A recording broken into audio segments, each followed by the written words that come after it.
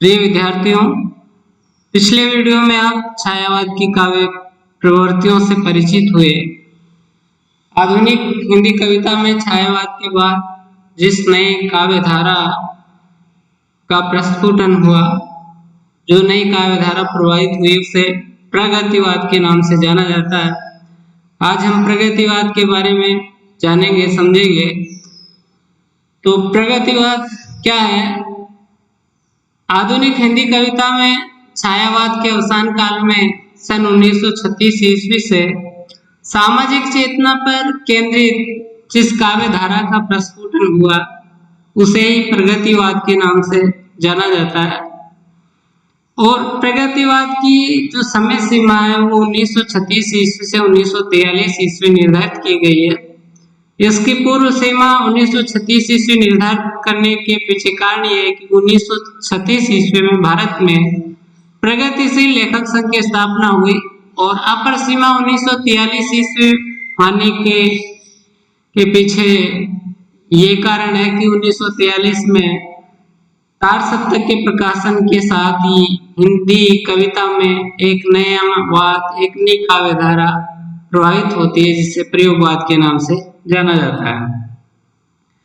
वैचारिक राजनीतिक क्षेत्र में जो साम्यवाद है, सामाजिक क्षेत्र में जो इसे समाजवाद कहा जाता है, दर्शन के क्षेत्र में जिसे द्वंद्वात्मक भौतिकवाद कहा जाता है, वही काव्य या साहित्यिक क्षेत्र में प्रगतिवाद के नाम से जाना जाता है। यूं कह सकते हैं कि मार्क्सवादी विचारधारा से अनुप्राणित जो काव्य धारा है वही प्रगतिवाद है।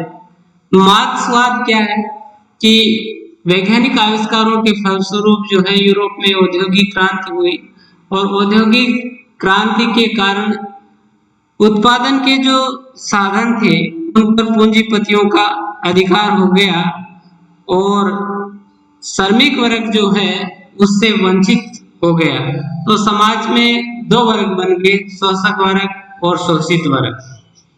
मार्क्सवाद उत्पादन के साधनों पर सामाजिक स्वामित्व द्वारा वर्गविहीन समाज की स्थापना के संकल्प की विचारधारा है और इस वर्गविहीन समाज की स्थापना की विचारधारा से अनुप्राणित जो कविता है उसे प्रगतिवाद के नाम से जाना जाता है, जिसमें शोषितों की प्रति सहानुभूति और शोषकों के प्रति आक्रोश का भाव है और मानवतावादी दृष्टिकोण से जो प्रभावित है।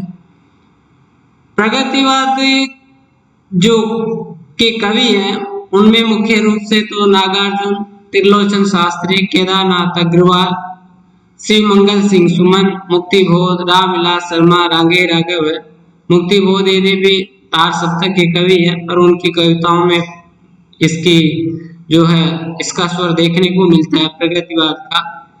नरेंद्र शर्मा है, दिनकर है, निराला और पंत है। निराला और पंत छायावादी कवि हैं पर इनकी कविताओं में भी प्रगतिवाद के स्वर देखने को मिलता है। पंत ने छायावाद से फिर बाद में प्रगतिवाद की ओर उन्मुख हुए, उसके बाद वो अरविंद दर्शन से मानवतावादी दृष्टिकोण की ओर जो है अग्रसर होते हैं। प्रगतिवादी कविता की काव्य प्रवृत्तियों की बात करें तो अपन पहली प्रवृत्ति के रूप में कह सकते हैं कि धार्मिक परंपराओं एवं रूढ़ियों के प्रति प्रगतिवादी कविता में अनास्था का भाव देखने को मिलता है। प्रगतिवादी कवि ईश्वर की सत्ता, आत्मा, परमात्मा, लोक परलोक, भाग्यवाद, स्वर्ग नरक आदि धारणाओं में विश्वास नहीं रखता है। इन्हें वो शोषण का हथियार मानता है। उसके अनुसार धर्म जो है वो अफीम का नशा है और प्रारब्ध एक प्रवंचना है।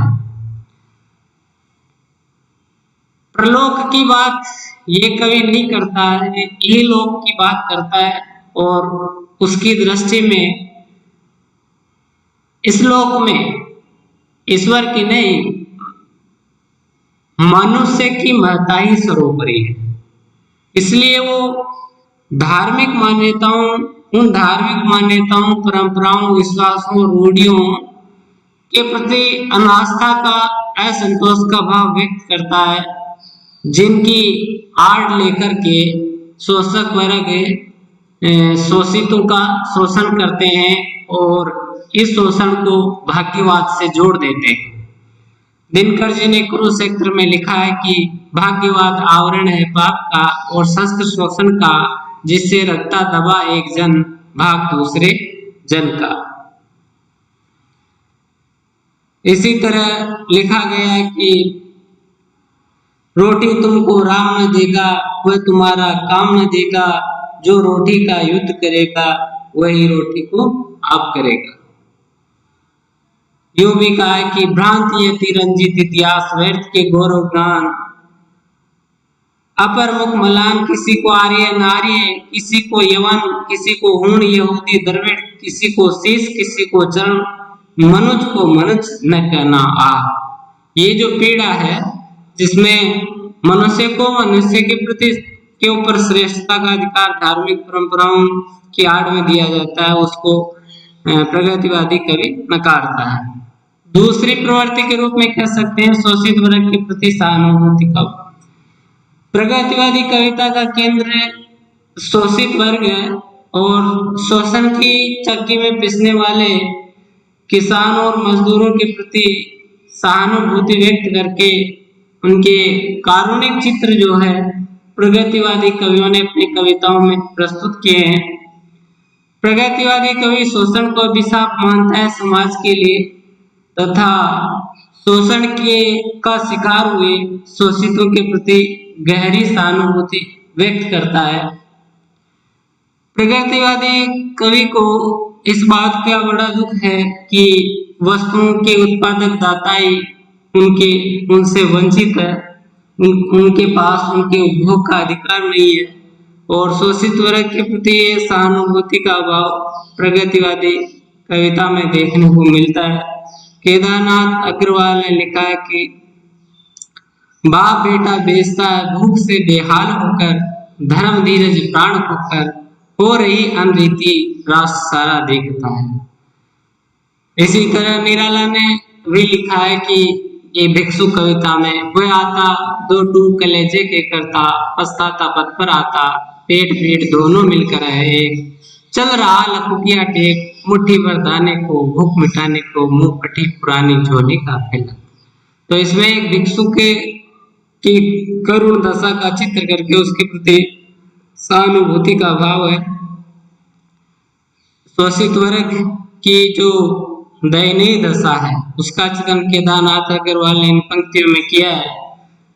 और भी अगर बात करूं तो ओ मजदूर तू सब चीजों का था, तू ही सब चीजों से दूर, ओ मजदूर। तो शोषित वर्ग के प्रति सहानुभूति का भाव प्रगतिवाद की एक मुख्य प्रवृत्ति है। प्रगतिवाद की अगली प्रवृत्ति जो है वो शोषक वर्ग के प्रति घृणा एवं आक्रोश का स्वर। प्रगतिवादी कवियों ने शोषक वर्ग को घोर स्वार्थी, कपटी एवं निर्दयी के रूप में चित्रित किया है।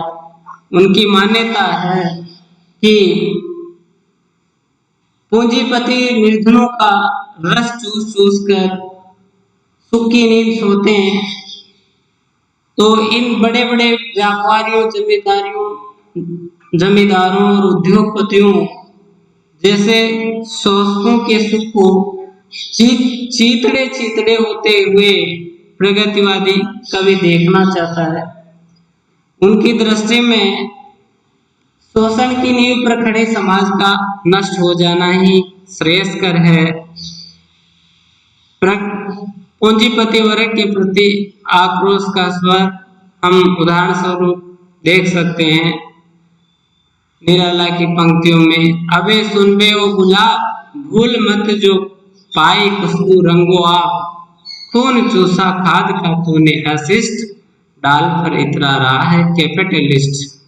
इसमें गुलाब जो है वो पूंजीपति वर्ग का प्रतीक है और खाद ये जो है ये शोषित वर्ग का प्रतीक है।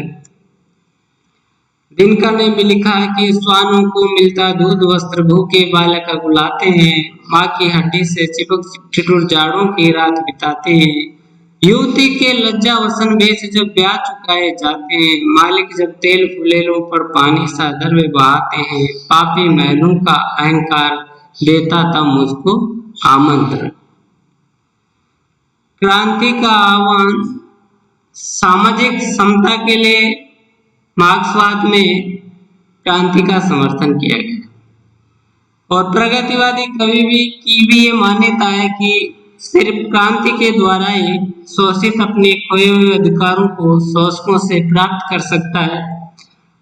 सामाजिक समता के लिए शोषक वर्ग का स्वतः ध्वंस अपेक्षित है। शोषण पर आधारित इस व्यवस्था का विनाश अपेक्षित है और ये केवल और केवल क्रांति से ही संभव है। इसलिए प्रगतिवादी कवि जो है वो क्रांति की उन प्रलयकारी भैरव स्वरों का स्वागत करता है जिनसे जीर्ण शीर्ण रूढ़ियां और परंपराएं अपने आप टूट जाए और एक समता आधारित समाज की स्थापना हो। प्रगतिवादी कवि को समाज के फोड़े रूपी शोषक वर्ग को क्रांति की सर्जरी द्वारा उखाड़ कर फेंकने की बात में विश्वास करता है और इसीलिए वो क्रांति को आवश्यक मानता है। बालकृष्ण शर्मा नवीन जी की पंक्तियों में हम इसको देख सकते हैं कि कभी कुछ ऐसी तान सुनाओ जिससे उथल पुथल मच जाए, एक हिलोर इधर से आए एक हिलोर उधर से आए, प्राणों के लाले पड़ जाए त्राय त्राय रव नभ में छाए, नाश और सत्यानाशों का धुआंधार जग में छा जाए। तो इसमें कवि उथल पुथल ऐसी क्रांति की आवश्यकता की बात कर रहा है जिससे सामाजिक व्यवस्था उथल पुथल हो जाए, शोषण पर आधारित व्यवस्था समाप्त हो जाए और एक नई सामाजिक समता पर आधारित नई सामाजिक व्यवस्था स्थापित हो। सामाजिक जीवन के प्रति यथार्थवादी दृष्टिकोण। छायावादी कविता कल्पना प्रधान थी, लेकिन प्रगतिवादी कवि कल्पना के आकाश में विचरण करने की अपेक्षा पृथ्वी के यथार्थ जीवन को खुले आंखों से देखना पसंद करते हैं और इसी कारण प्रगतिवादी कविता में समाज का शोषित पीड़ित निम्न वर्ग जो अब तक काव्य का विषय नहीं बना था उसके यथार्थ जीवन की प्रतिष्ठा होती है और इस कविता में निम्न वर्ग में व्याप्त भूख की पुकार और पीड़ित की हाहाकारी जो है मुख्य रूप से वर्णित होती है। तो निम्न वर्ग या पीड़ित शोषित वर्ग की जो दशा है उसका जो चित्रण है वो इसमें हुआ है। जैसे केदारनाथ अग्रवाल की पंक्तियां, सड़े गुड़ की गोबर की बदबू से दबकर महक जिंदगी के गुलाब की मर जाती है। प्रगतिवादी कवि सौंदर्य और वैभव को भी सामाजिक उपयोगिता के तराजू में तोलने की कोशिश करते हैं और सौंदर्य और वैभव भी उनके लिए सामाजिक उपयोगिता की दृष्टि से उपयुक्त होने पर ही सुंदर है। पंत ने लिखा है कि हाय मृत्यु का ऐसा अमर है पार्थिव पूजन, जब विषण निर्जीव पड़ा हो जग का जीवन। यहाँ ताजमहल के बारे में कहा गया है कि जब जनता भूखे मर रही हो एक तरफ तो वैभव धन की इस तरह से बर्बादी उचित नहीं है। नारी के प्रति नवीन दृष्टिकोण। प्रगतिवादी कवि जो है नारी को भी किसानों और मजदूरों की तरह शोषित मानता है और जो युग युग से सामंतवाद की धारा में पुरुष की दास्ता की श्रृंखलाओं में बंदिनी के रूप में पड़ी हुई है, वह अपना स्वतंत्र अस्तित्व खो चुकी है। केवल पुरुष की वासना तृप्ति का ही वो उपकरण बनकर रह गई है। तो प्रगतिवादी कवि उन नारी को उन सामाजिक नियमों और मान्यताओं से मुक्त करना चाहते हैं जो नारी के विरोध में उसके शोषण के लिए बनाए गए हैं। और प्रगतिवादी कवि एक नवीन दृष्टिकोण के साथ नारी को पुरुष के साथ कंधे से कंधा मिलाकर आगे बढ़ने की जो इच्छा है, भावना है, अपनी कविता में प्रकट करते हैं। केदारनाथ अग्रवाल ने लिखा है कि चोली चीर उतारो नारी, जाओ जाओ युग पर वारी, लज्जा के परिधान न भाते, खुली देह को हेक न भाते, आओ मुर्दों के संग आओ, सामूहिक जनजीवन पाओ। तो नारी को भी वो आधुनिक युग की भांति जो है पुरुष के साथ कंधे से कंधा मिलाकर सामाजिक जीवन का अंग बनाना चाहते हैं। उसे घर की चार दीवारें तक नहीं रखना चाहते हैं, उसे केवल वासना की तृप्ति का एक साधन के रूप में नहीं देखना चाहते हैं। प्रगतिवादी कविता की जो एक अन्य प्रवृत्ति है देखने को मिलती है कि उसमें मार्क्स तथा रूस का गुणगान है, क्योंकि प्रगतिवादी जो कविता है वो मार्क्सवाद से प्रभावित है और इस कारण कार्ल मार्क्स तथा रूस जहाँ पर वो पैदा हुए तथा उनकी विचारधारा पुष्पित और पल्लवित हुई है, उसका गुणगान या सुगान जो है वो देश काल के बंधनों से मुक्त होकर के करते हैं। पंत ने लिखा है कि धन्य मार्क्स चिर तमाछन पृथ्वी के उदय शिखर, तुम तिर नेत्र के ज्ञात चक्षु से प्रकट हुए प्रलयंकर। इसमें पंत ने अंधकार से आच्छादित पृथ्वी का उदय शिखर बताया है मार्क्स को।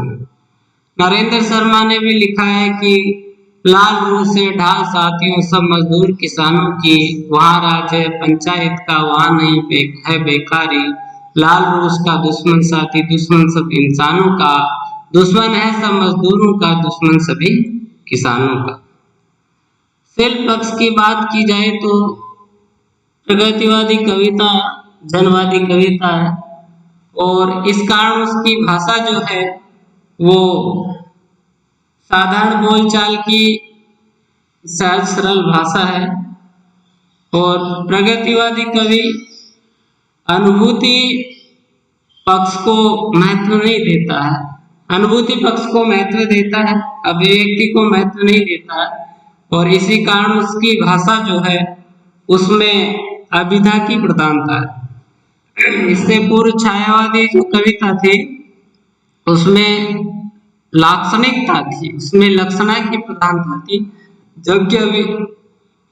जबकि प्रगतिवादी कवि अपनी बात को सहज सरल ढंग से रखना चाहता है, उसके लिए संप्रेष्य महत्वपूर्ण है।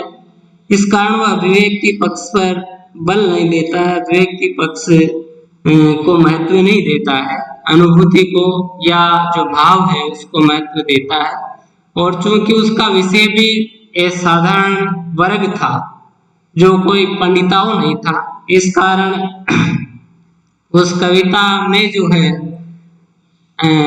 अलंकरण की प्रवृत्ति भी छायावाद की तरह नहीं देखने को मिलती है। भाषा की अलंकृत होने की आवश्यकता प्रगतिवादी कवि नहीं समझता है और इस पंथ ने लिखा भी है कि तुम वहन कर सको जन मन में मेरे विचार, वाणी मेरी चाहिए क्या तुम्हें अलंकार। तो अलंकारों से प्रधान बोझिल ये कविता नहीं है, सामान्य रूप में अभिव्यक्त हुई है। छंदों की बात की जाए तो निराला ने मुक्त छंद का प्रवर्तन किया था और उसी मुक्त और हेतुकांत छंद में जो है प्रगतिवादी काव्य रचना होती है। पंथ ने लिखा भी है कि खुल गए छंद के बंद प्रास के रजत पास, अब गीत मुक्त हो युगवाणी बहती आयास।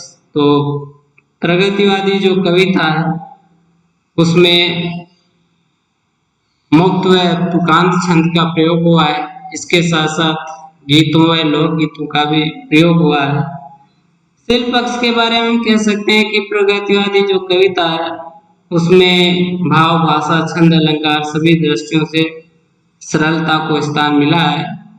और प्रगतिवादी जो कविता है वह शिववादी है। सामाजिक उपयोगिता ही उनका चरम लक्ष्य है और इसी कारण इसे सामाजिक उपयोगिता की दृष्टि से उन्होंने जो है कविता रचना की है। सामाजिक चेतना को ही अपने काव्य का प्रमुख स्वर बनाया है। धन्यवाद।